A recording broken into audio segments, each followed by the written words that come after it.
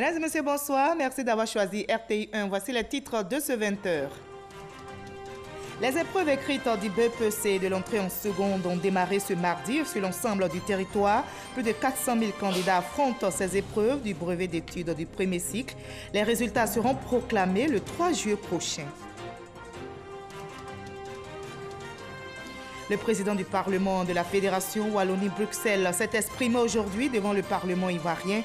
Il a évoqué plusieurs sujets, notamment l'immigration clandestine, l'éducation, la collaboration productive entre les parlements ivoiriens et belges. L'Afrique, le nouveau pôle de croissance, veut réussir son intégration dans la mondialisation. 44 chefs d'État et de gouvernement viennent de signer au Rwanda un accord appelé Zone de libre-échange continentale africaine. Mais quelles sont les conditions pour le rendre effectif? Réponse dans ce 20h. Le monde va sentir la différence. Ce sont les déclarations du président nord-coréen Kim Jong-un après l'accord conclu avec son homologue américain Donald Trump lors de leur sommet historique à Singapour. La Corée du Nord s'engage en faveur d'une dénucléarisation complète. Soyez les bienvenus sur RTI 1. Les épreuves écrites du BEPC et de l'entrée en seconde ont démarré ce mardi sur l'ensemble du territoire. Ce sont exactement 423 611 candidats qui affrontent ces épreuves du brevet d'études du premier cycle dans 677 centres à travers le pays. Cette phase écrite a été précédée par les épreuves orales la semaine dernière. Sephora Zegui et Franck Quadio pour le reportage. L'essai moderne de Cocody. Il est 8 heures quand le top départ est donné. Ici, les sujets sont, selon certains candidats, à leur portée. Je trouve que le sujet est abordable. Ils ont utilisé des mots qui pouvaient faciliter notre compréhension.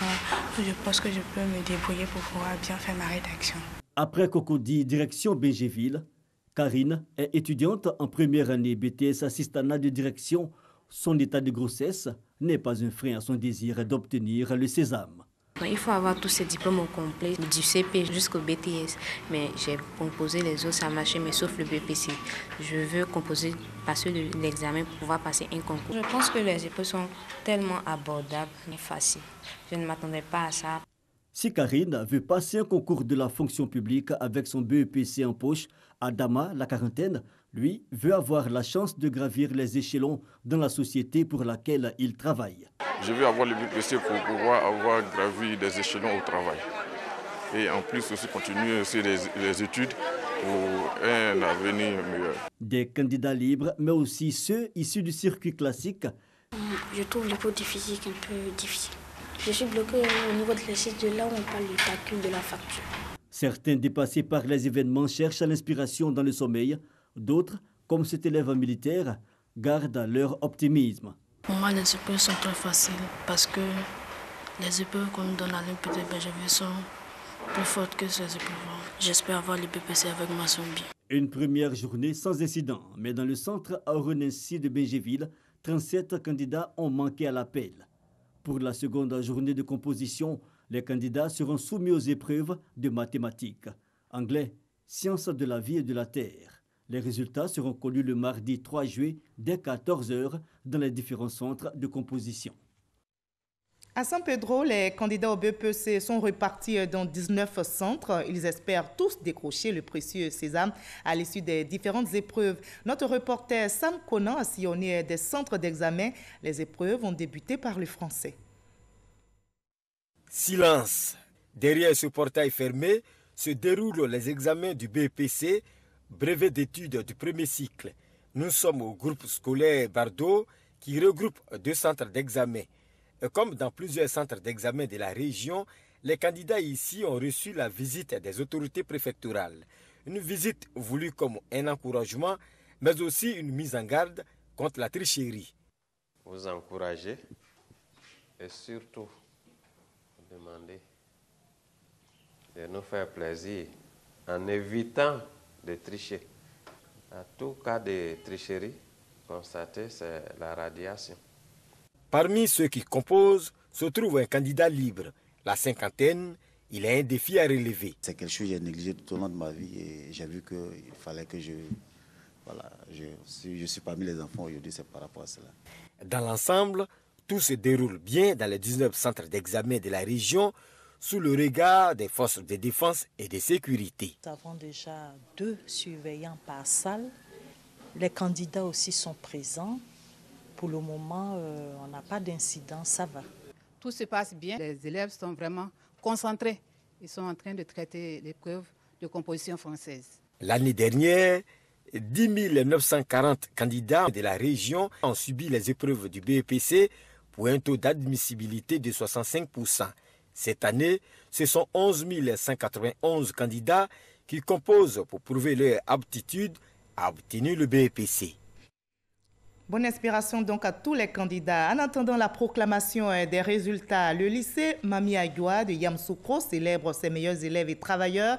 Ils se sont distingués par la qualité de leur travail et leur comportement exemplaire pendant l'année scolaire.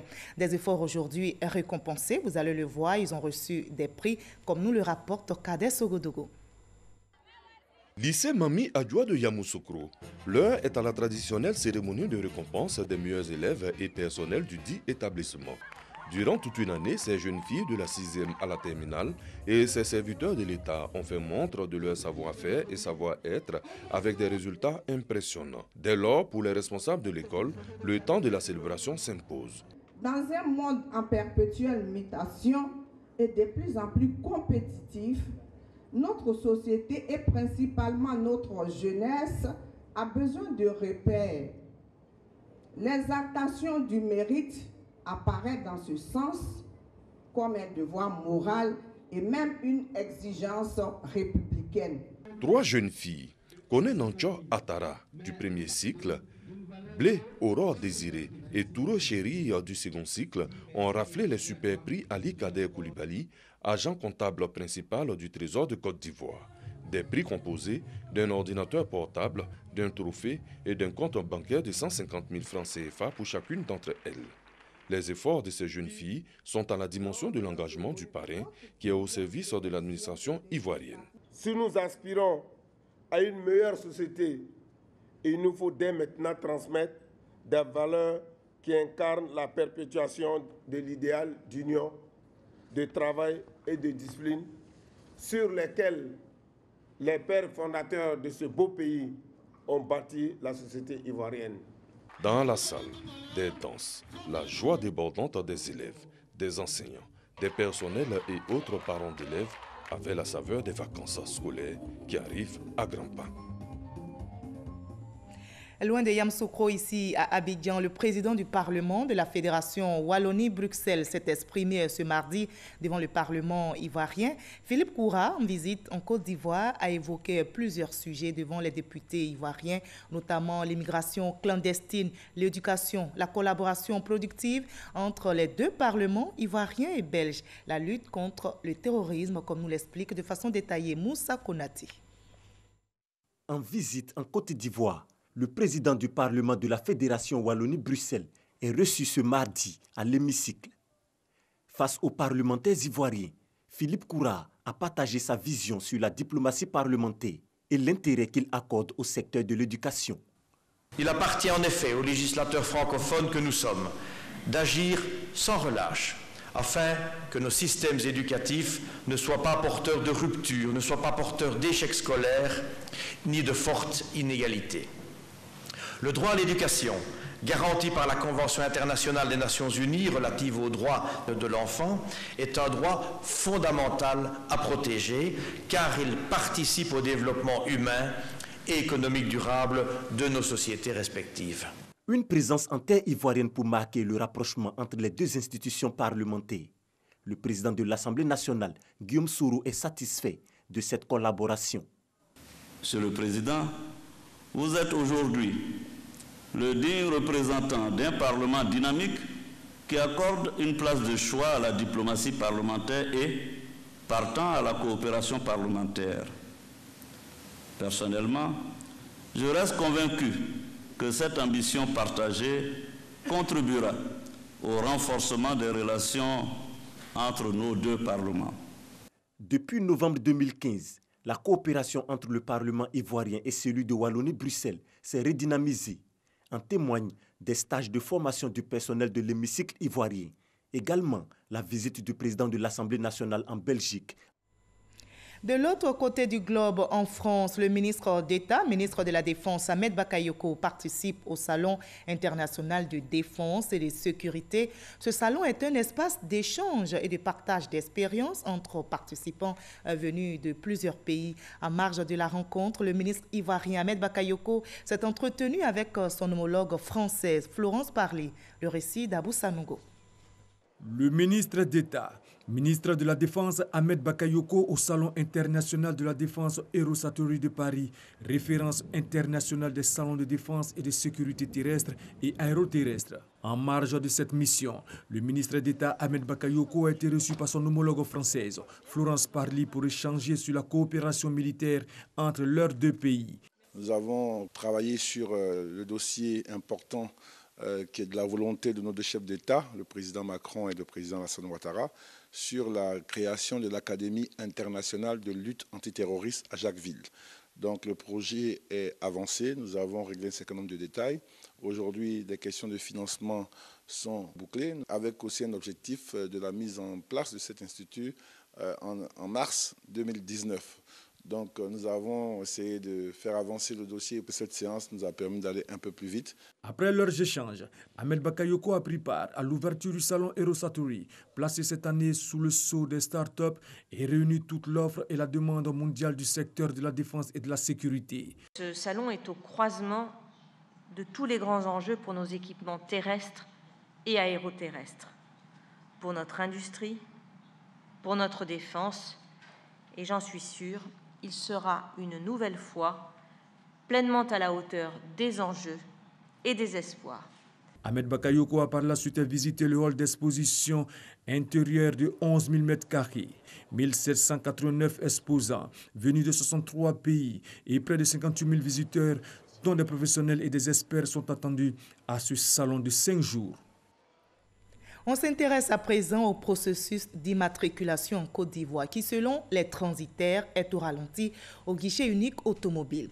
Ils l'ont signifié au ministre des Transports Amadou Koné qui était en visite sur le site aujourd'hui même. Selon ces transitaires, après l'éclatement du scandale de fraude au guichet unique automobile, les activités ont pris un coup au niveau de la chaîne d'immatriculation. On en sait plus avec Lancine Bakayoko. Tous les jours, ils sont des dizaines de transitaires à attendre attroupés devant le guichet unique automobile dans la zone portuaire de Vridi sans pouvoir remplir les formalités d'immatriculation de leur véhicule. Ce mardi encore, le décor n'a pas changé. Souleymane Sangaré, venu s'enquérir de l'avancement de ces dossiers, est à bout de souffle. Les responsables ne sont pas là. Les factures, on ne peut pas payer les factures. Quand on vient, il n'y a pas de responsable.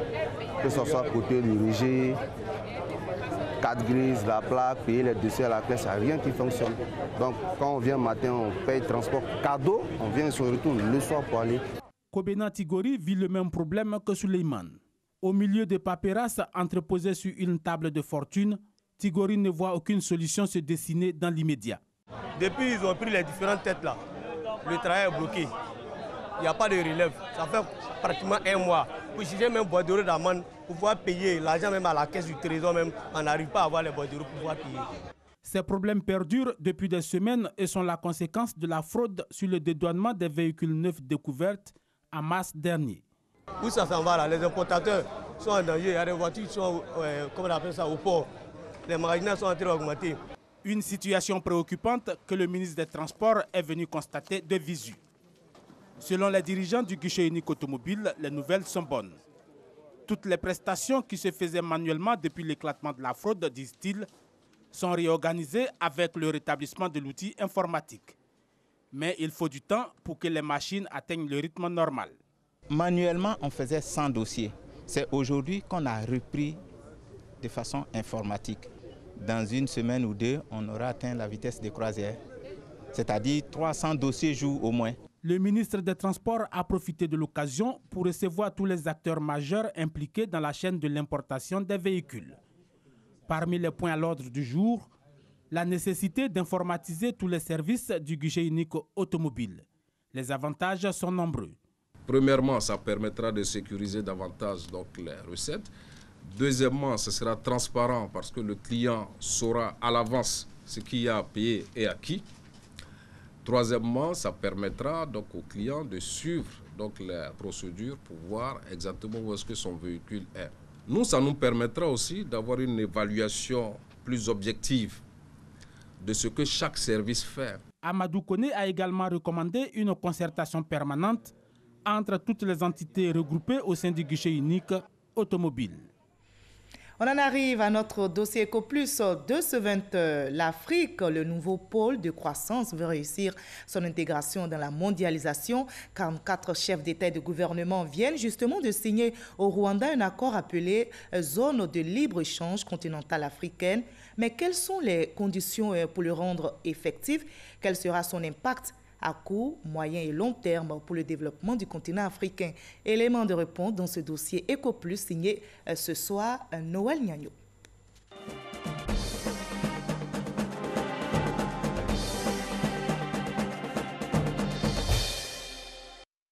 Kigali, la capitale du Rwanda. L'Afrique, consciente de ce que la fenêtre ouverte sur elle ne sera pas éternellement, prend le pari de créer le marché unique du monde de demain. La ZELCA attend des zones de libre-échange continentale africaine. L'histoire retiendra qu'elle a vu le jour le 21 mars 2018.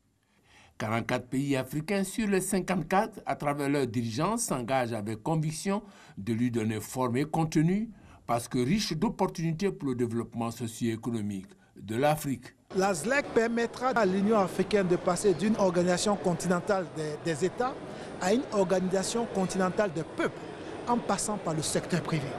Parce que ce sont ces entreprises-là qui sont en contact avec les populations, ce sont ces entreprises-là qui créent l'emploi. Une grande première.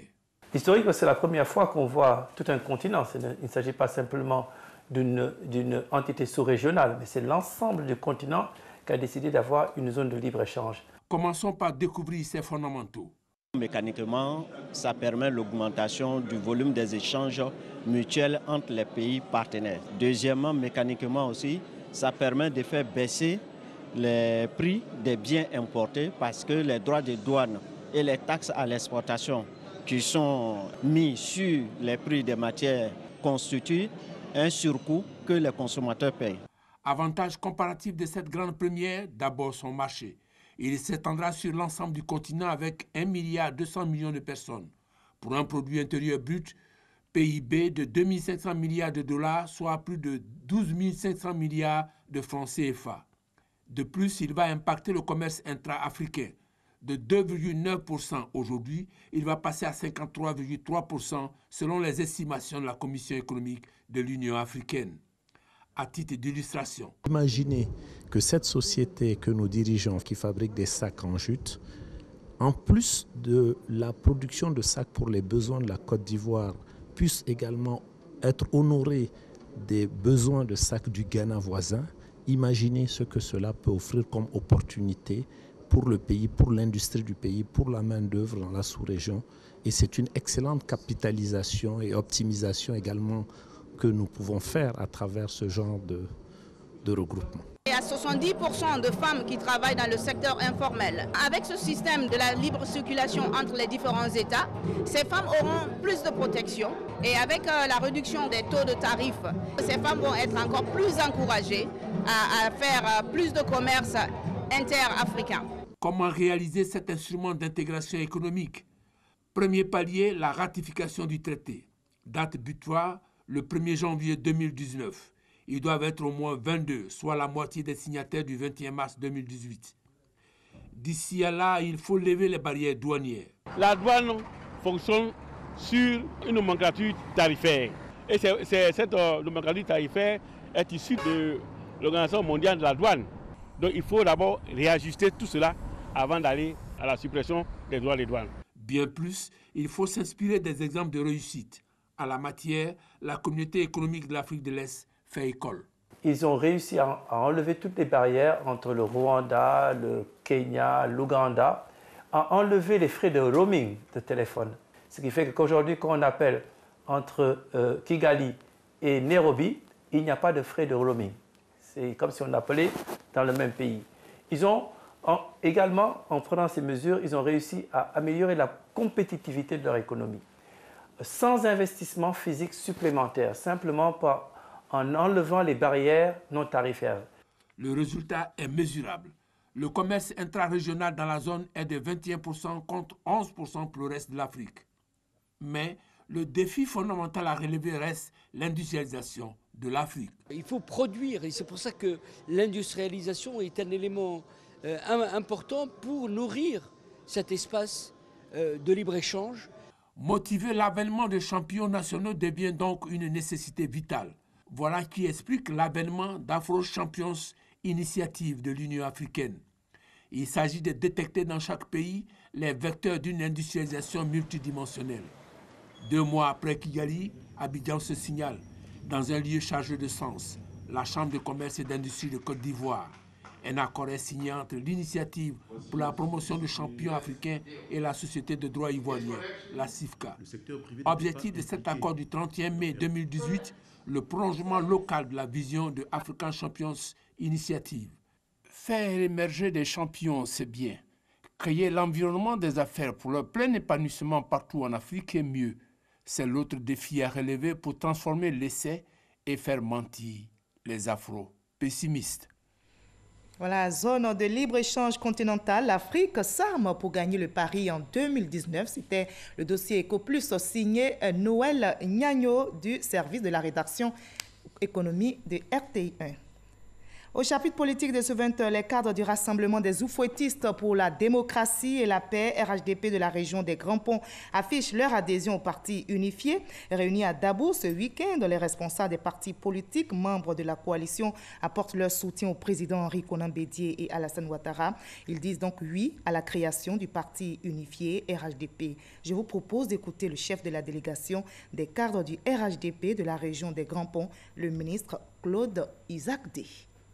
Que le parti unifié trouve sa source dans le prolongement de l'appel de Daoro, invitant tous les enfants du père fondateur Félix Houphouët-Boigny à faire la paix, afin de se retrouver dans une même maison pour préserver l'héritage commun et poursuivre ensemble le développement de la Côte d'Ivoire. Le parti unifié RHDP est bon pour la Côte d'Ivoire.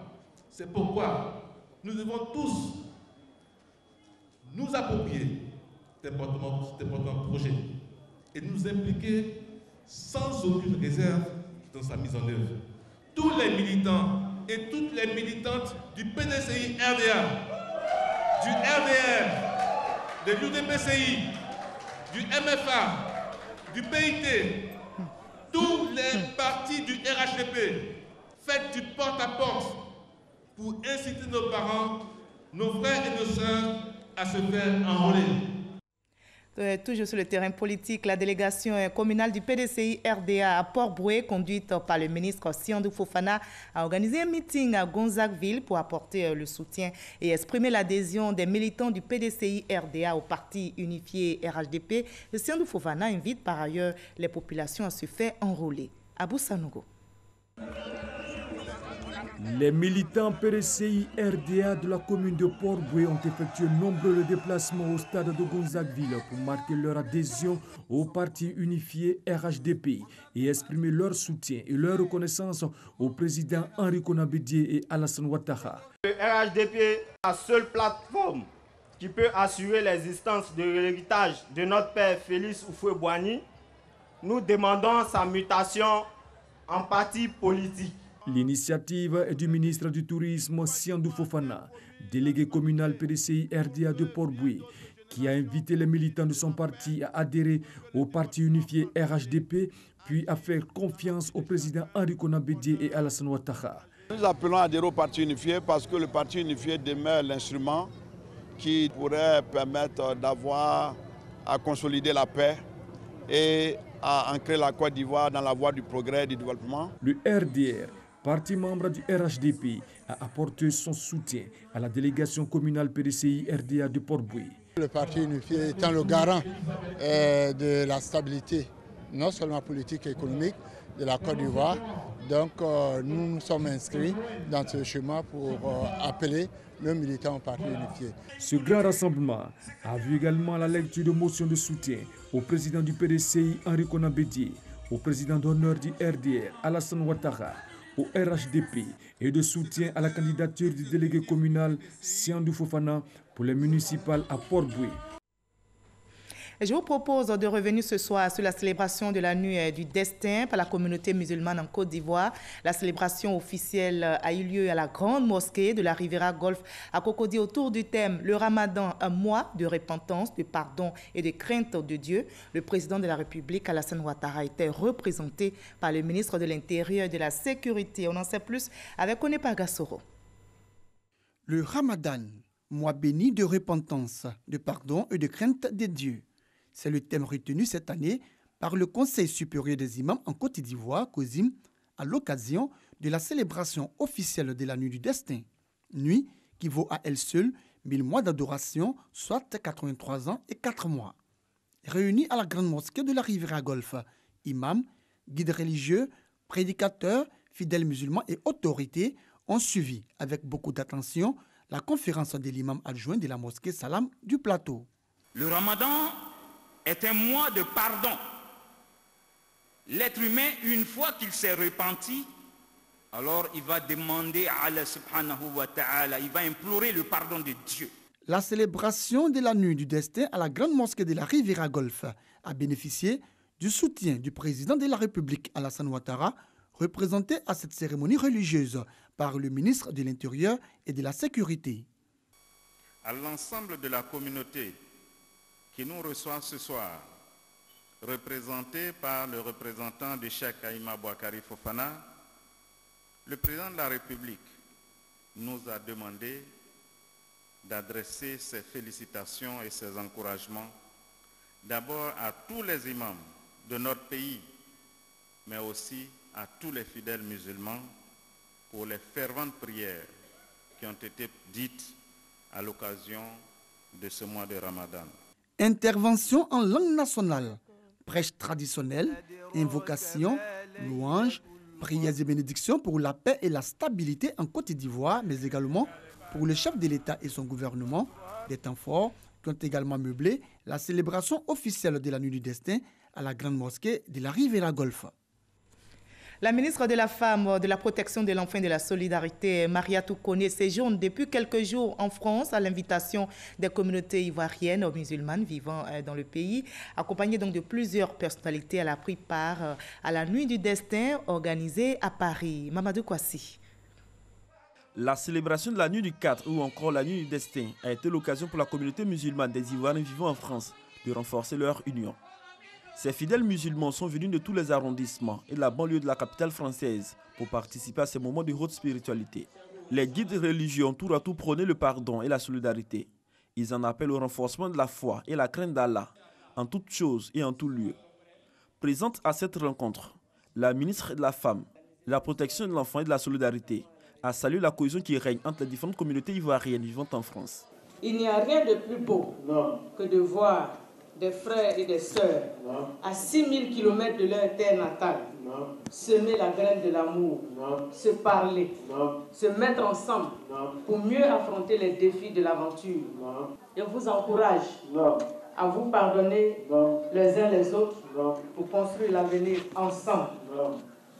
C'est ce que Dieu aime et c'est ce que le prophète de l'islam a prescrit à tout le monde, à tous les musulmans, aimer l'autre plus que soi-même.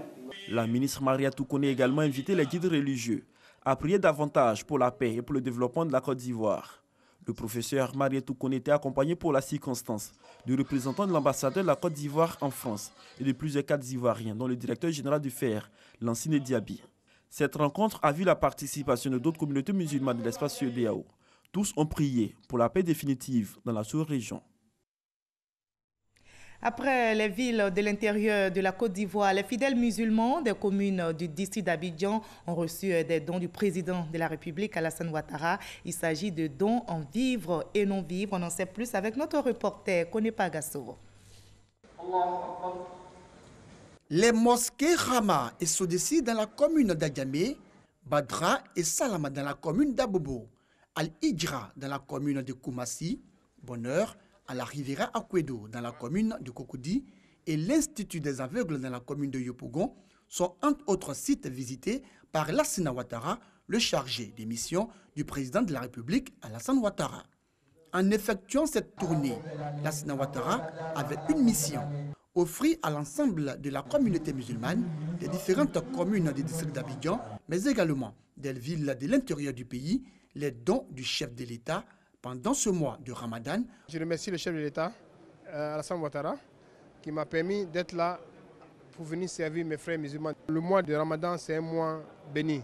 Et Dieu a dit que c'est un mois de partage. Imams, guides religieux, fidèles musulmans, mais aussi autorités des communes visitées ont salué l'initiative. Quand on reçoit de l'autre, la seule chose qu'on peut faire, c'est de la reconnaissance.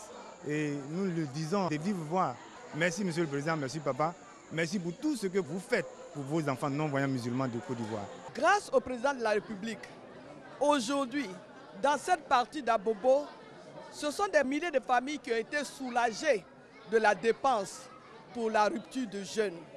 Donc je voudrais, au nom de toute la population d'Abobo, dire un grand merci, infiniment merci à son Excellence, Monsieur le Président de la République, Alassane Ouattara.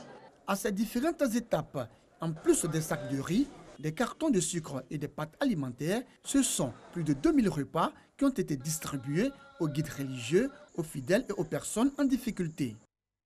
On l'a appris aujourd'hui, la CPI a décidé de remettre en liberté provisoire Jean-Pierre Bemba après 10 ans passés en prison. Les juges de la Cour pénale internationale avaient décidé vendredi dernier de la quitter pour des crimes de guerre et crimes contre l'humanité commis par ces milices en Centrafrique. Mais l'opposant congolais n'est pas au bout de ses démêlés judiciaires avec la CPI qui l'accuse de subordination de témoins.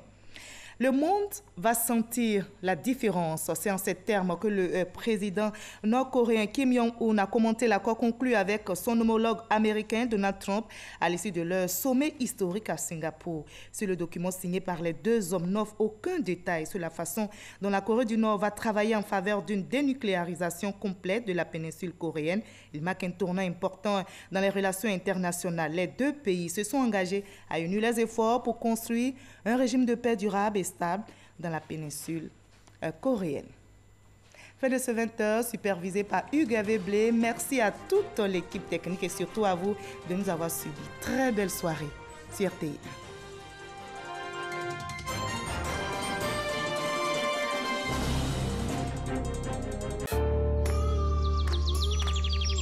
Une nouvelle étiquette pour Candia. Candia le lait, onctueux, soyeux, crémeux. Candia, c'est le bon goût du lait. Moi, c'est Candia.